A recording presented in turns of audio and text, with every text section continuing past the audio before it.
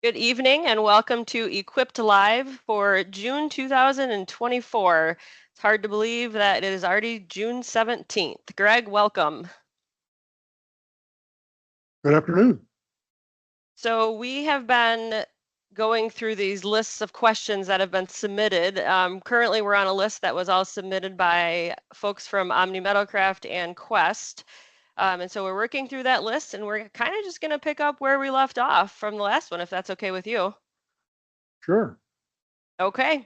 So, Greg, this seems like a really big question. What are the 5, 10, and 20-year plans for the IFMC? Specifically, what are some goals you're hoping to achieve in those timeframes regarding spinning out more businesses and maybe narrowing the amount of outsourcing that happens? Well, 20 years is a long time and a lot can happen in 20 years. So where I kind of go with that is to think back, what was it like 20 years ago? And what could we have predicted? What maybe did we do well that's worth repeating now? And just for context, if we look back 20 years ago, most people didn't have smartphones like we have today. I'm not sure I could have predicted that. And I think it was 2007 when Apple first came out with the smartphone, and that's when that really got traction. Mm-hmm. But that's what that looked like, or that's the absence of information that we had at that time as we were looking forward. And so I'm sure we've got similar things going on right now. And of course, I don't need to remind anyone of the pandemic that we just had a few years ago and the impact that had. So those things are all real and they're unknowns, unpredictable, but there are some constants that I think are worth repeating. And so as I look back and I ask myself, what do I want to repeat? And what am I glad we did over the last 20 years? That really reminds me of a quote from Frederick Alexander. And Frederick Alexander said, "People do not decide their futures. They decide their habits. Mm-hmm. And their habits decide their futures." I like it. When I look at that, and I look at the IFMC mission, vision, and values, I think we've done a really good job of turning those values and the mission and vision into habits. And so I'm going to really strive to see that continues. I think another thing that we've done pretty well, and I can look back 50 years ago when I was in high school and recognize this as a pattern, and that is, if we continue to solve problems for customers with customized equipment, I think that customers are going to continue to have needs. We don't necessarily know exactly what that equipment is. We don't necessarily know what the technology is.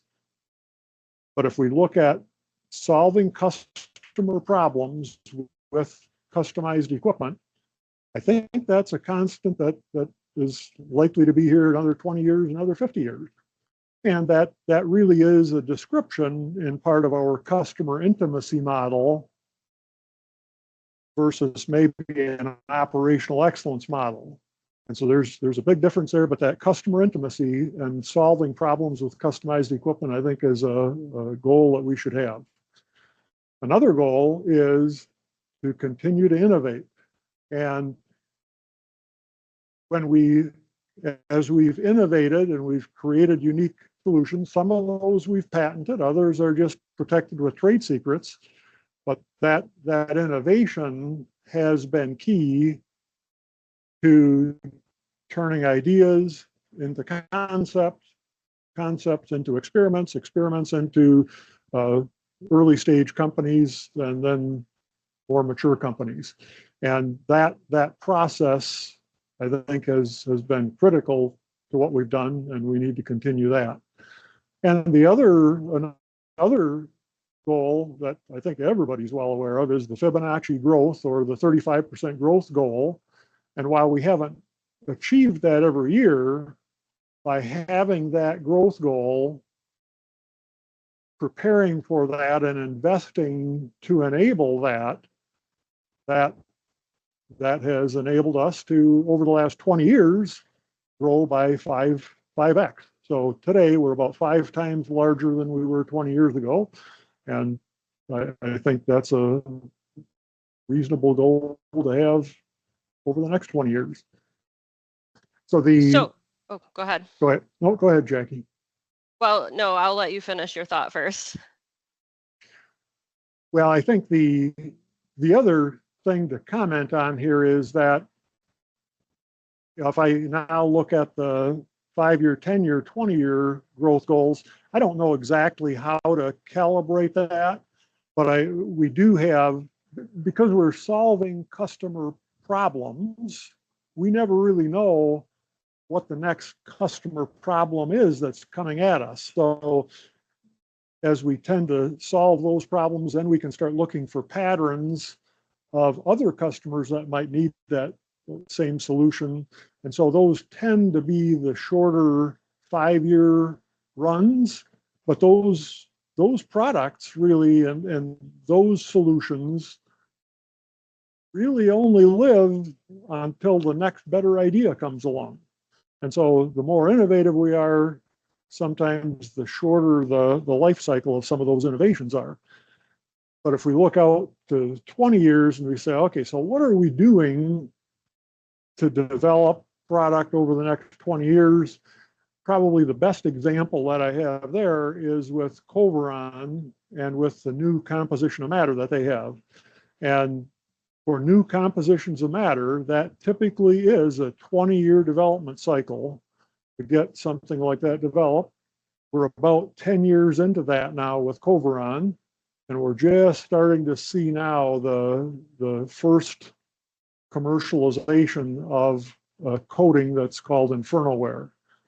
And so that seems to be following a typical pattern with that type of development.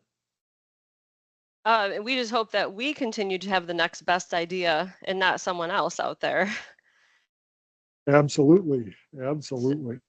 Part of that question, and I want to make sure that we cover this, was narrowing the amount of outsourcing that happens. So specifically listed in here was heat treating, zinc, and then they said, et cetera. Is there anything that you can comment on about, is there a focus on narrowing the amount of outsourcing that happens within the IFMC, or where's that at right now? Well, there's a prioritization of those opportunities, if you will. And so certainly if there's a reasonable return on investment for us doing it in-house, then it makes a lot of sense to do that. I'm less inclined to do things that we don't have some sort of unique proprietary advantage on. And so the things where we have a unique proprietary advantage typically are going to get priority over maybe some sort of commodity. With heat treat, zinc plating, some of those things, there are environmental issues there that add to the risk, add to the cost, and cause us to maybe put that even lower on the priority list. Okay, so that's kind of just a continual revolving exploration. Things come up, maybe consider it. It may work, it may not. Correct. All right, so this conversation that you just went through leads really well into the next question. Do you see us, which I'm assuming is the IFMC, evolving fast enough to keep up with current business practices? I think so. If we define business practices as the practices in the market, we're not on the bleeding edge, as it's called, but I think we are in a lot of ways on the leading edge of some technologies. And so, like with Microsoft, we tend to be an early adopter of some of the Microsoft technologies. Right now, Microsoft is investing very heavily in artificial intelligence through Copilot, and so we're participating in that. We're switching over to what's called new human capital management, or used to be HR software called UKG. That incorporates artificial intelligence. And so I think we're well positioned for that. Other business practices, we're applying robots in some of the manufacturing facilities. We're maybe well ahead of a lot of other folks or a lot of other organizations now with implementing smart contracts. And we're doing that with one business unit, actually only one lease of one machine, just to get practice, just to experiment with it. But the intent is, and I expect that to work and work well. When that works, then the plan is to expand that out over multiple additional pieces of equipment and eventually across the whole IFMC. Side note to everybody who's watching this, pay attention to the Equipped newsletter, because some of these topics that he mentioned will have articles about them to explain in further detail what he's talking about. So always have to get that plug in there for that newsletter. So this next question switches gears a little bit, different focus. Why not have a common office building for all Omni office employees? So right now we've got Omni office employees in various buildings, even though they're different like divisions. Why not have them all in one common office building? There's a kind of a natural inverse relationship between size of an organization and innovation.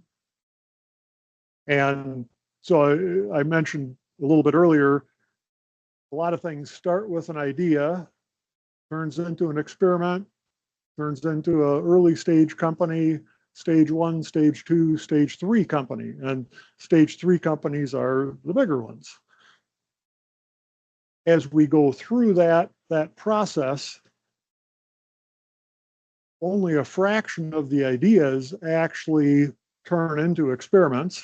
And this is very, very crude, but the way I kind of think that through is for every 10 ideas, one will turn into a good concept. For every 10 concepts, one will turn into an experiment. For every experiment, 10 experiments, one of those will turn into an early stage company, et cetera, et cetera. And so you have to do a lot of work. There's a lot of failures along the way to get to those successes. As something proceeds to larger and larger scale. So when something is successful, then that tends to add more people. It tends to change the focus toward efficiency and profitability. And now the preference starts going toward doing what's efficient as opposed to what's effective.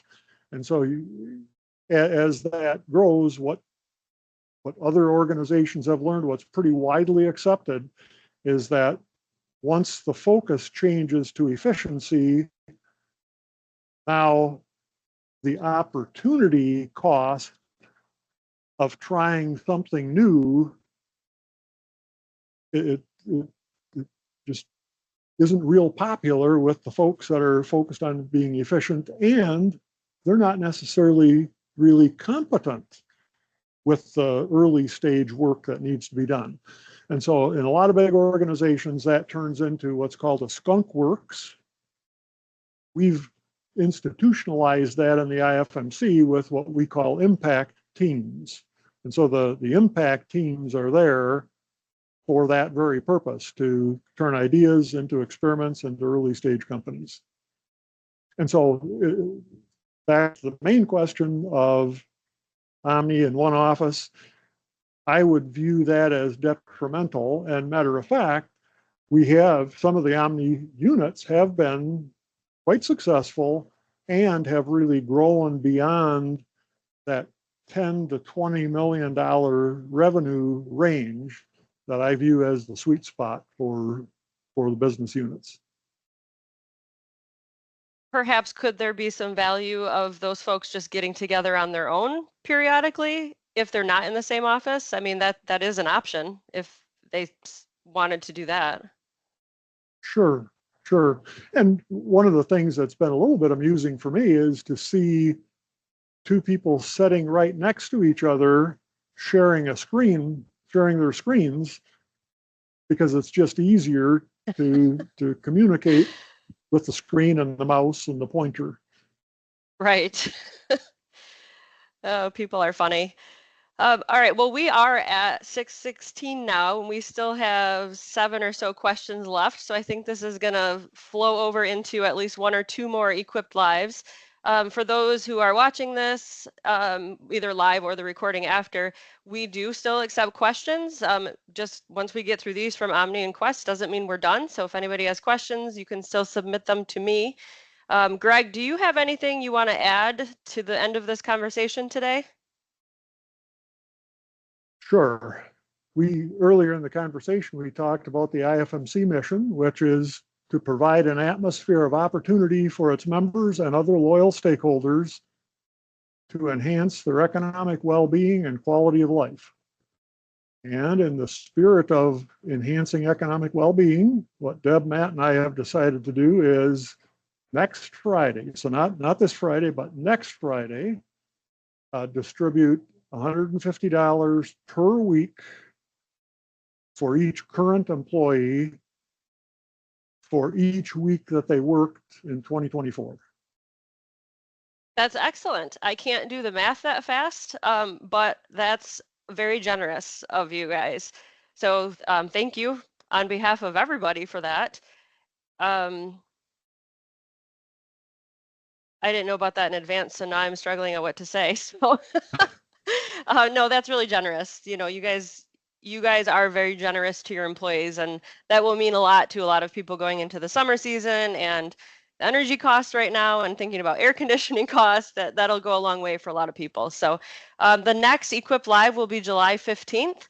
I will get something out to everybody via email per usual. Greg, thank you so much for your time, and we will talk soon. Thanks, Jackie. Have a good evening, everyone. All right. Bye, all.